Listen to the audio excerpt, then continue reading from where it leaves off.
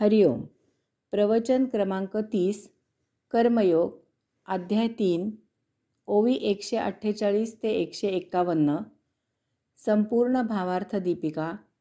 योगदास श्री जयगणेश जोशी यांनी केलेले निरूपण. गीता श्लोक क्रमांक 18. अशाला कर्म करण्याचा किंवा कर्म न करण्याचा अर्थ एकच होतो आणि त्याला सर्वतोपरी कशातही किंचित मात्रही स्वारस्य राहत नाही. भावार्थ दीपिका ओवी क्रमांक 148. तृप्ती जालिया जैसी, साधने सरती आपैसी, देखै आत्मतुष्टी तैसी, कर्मे नाही. ओवी क्रमांक 149. जवरी अर्जुना, तो बोधू भेटेना मना, तवची यया साधना, भजावा लागे. ज्याप्रमाणे पूर्ण तृप्ती झाल्यावर त्यासाठी करायची साधनेही थांबवली जातात, त्याप्रमाणे आत्मानंदाचा संतोष झाल्यावर कर्म करण्याचे प्रयोजन उरत नाही. अर्जुना, जोपर्यंत आत्मबोध मनाला भिडत नाही तोपर्यंतच साधना उपासना कराव्या लागतात. त्यानंतर ज्या काही साधना उपासना केल्या जातात त्या प्रतिक्षिप्त क्रियेप्रमाणे देह जीवित ठेवण्यासाठी झालेला नित्य सवयीचा परिणाम असतो. अर्थात आपल्या चरितार्थासाठी प्रत्येकाने कर्मयोग करायलाच पाहिजे, त्याला काहीही पर्याय नाही. आपण आयत्या बिळावर नागोबा नसावे. आपल्या चरितार्थासाठी मिळवण्याची गरज नसेल तर इतरांना मदत करण्यासाठी कर्मयोग करावा, परंतु कधीही कर्मयोग चुकवू नये. आत्मानंदाचा संतोष झाल्यावर कर्म करण्याचे प्रयोजन उरत नाही, परंतु यासाठी येथे एक महत्त्वाची अट किंवा लक्षण सांगितले आहे. तो बोधू भेटेना मना, ही ती अट किंवा लक्षण आहे. आपल्याला आत्मानंद झाला आहे याचे लक्षण म्हणजे आपल्या मनाचे आता भौतिकात लक्ष घालणे थांबते. त्याला त्यात स्वारस्य उरत नाही, कारण तेथे भोग नसून अत्यावश्यक अन्न वस्त्र निवारा आहे. बागेत झाडावर आंबे आहेत, तोपर्यंतच राखण करण्यात रस आहे. आंब्यांचा हंगाम संपला की राखण कशाला करा असा विचार मन करते, परंतु बागेचा मालक तसा विचार करत नाही, कारण त्याला आंबे नसताना झाडांची निगा राखायची असते.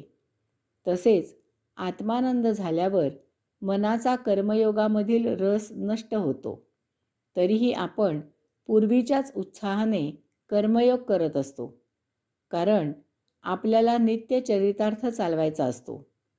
यात उपभोग हा हेतू नसून देह बळकट, निरोगी, सुदृढ राहावा असा हेतू असतो. संसारात चालवायचे साध्य सिद्ध झाले की साधने आवरून घेऊ नयेत, तरीही साधने वापरणे सुरू ठेवावे. आपला संसार संपन्न झाला तर उर्वरित जीवनात आत्मपरब्रह्म पुरुषोत्तमाचा म्हणजे गरीब, गरजू, अपंग अशांचा संसार चालवायला मदत करावी.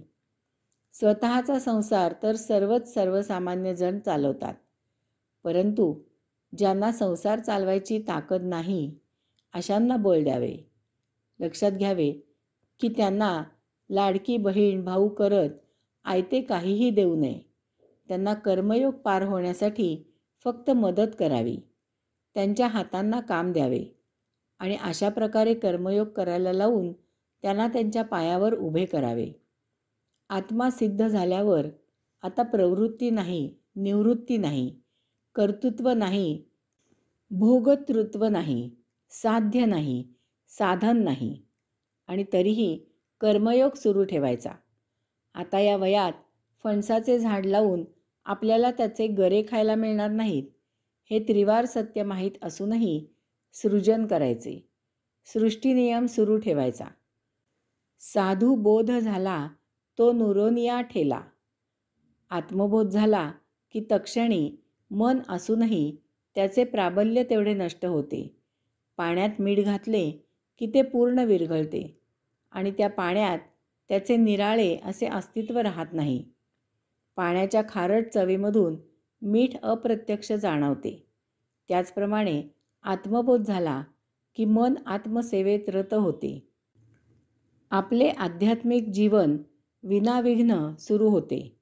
याचाच अर्थ अशा आध्यात्मिक जीवनाला मनाची साथ मिळू लागते. तेच त्याचे अप्रत्यक्ष जाणवणे असते. गीता श्लोक क्रमांक 19. यास्तव सतत कर्मामध्ये अनासक्त राहून कर्म करावे, कारण आसक्ती न ठेवता कर्म करून मनुष्य परमगतीला प्राप्त होतो. भावार्थ दीपिका ओवी क्रमांक 150. म्हणूनी तू नियतू सकळ काम रहितू, होऊनिया उचितू स्वधर्मे रहाटे. ओवी क्रमांक 151. जे स्वधर्मे निष्कामता अनुसरले पार्था, ते कैवल्यपद तत्वता पातले जगी.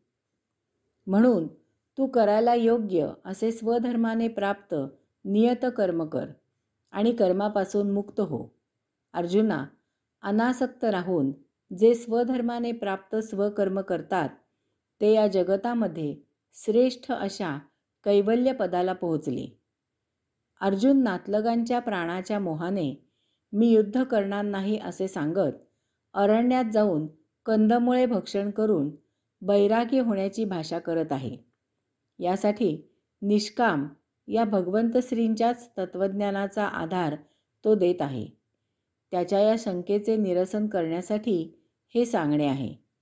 निष्काम होण्यासाठी त्याआधी कर्तव्य कर्म करावे लागते. अर्जुनाच्या समोर आता युद्ध हे त्याचे नियत विहित कर्तव्य कर्म आहे. ते न करता तो युद्धापासून दूर जाऊ पाहत आहे. अशा प्रकारे कर्तव्य कर्म पार केले की नैष्कर्म्य अवस्था आपोआप येते. अजूनही तो म्हणतो, माझे भाऊ, माझे आजोबा, माझे गुरु वगैरे. याचा अर्थ त्याच्यामध्ये मीपणा ठासून भरलेला आहे. हे वैराग्याचे लक्षण नाही. नैष्कर्म्य साध्य झालेले नाही. तो ते स्वतःवर लादू पाहत आहे. त्याचे मन अजून व्यवस्थितपणे संसारी आहे. ही भावातीत अवस्था नाही. ही कर्मापासून निवृत्ती नाही. त्याला नातलगांच्या प्राणाची आसक्ती आहे. मी युद्ध करणार नाही ही एक प्रकारे कर्माचीच आसक्ती आहे. फक्त ती नकारात्मक आसक्ती आहे इतकेच. युद्ध करून ते जिंकतील की आम्ही जिंकू, ही त्याला युद्धापासूनच्या मोबदल्याची आसक्ती आहे. माझ्या हातून ते मारले जातील ही स्वकर्तृत्वाची आसक्ती आहे. आणि असे असूनही तो वैराग्याची भाषा करत आहे. आणि म्हणून भगवंत श्री त्याला सांगत आहेत, तू अजून कर्तव्य कर्मापासून मोकळा झालेला नाहीस. अनासक्त राहून तुझे नियत प्राप्त कर्म म्हणजे युद्ध कर. आणि हे युद्ध झाले की तुला अन्य काही करण्यासारखे उरणार नाही. असे युद्ध करून मग तू नैष्कर्म्य प्राप्त करशील. अशा प्रकारे नैष्कर्म्य अवस्था प्राप्त करून अनेक सत्ताधीश राजे मुक्त झाले. संसार करून अनेक ऋषी मुक्त झाले. संसार करून अनेक सर्वसामान्य जन मुक्त झाले. याची इतिहासात अनेक उदाहरणे आहेत. आजही अशी उदाहरणे आहेत. आणि याही पुढे भविष्यात असे अनेक मुक्त होतील. हरिओम.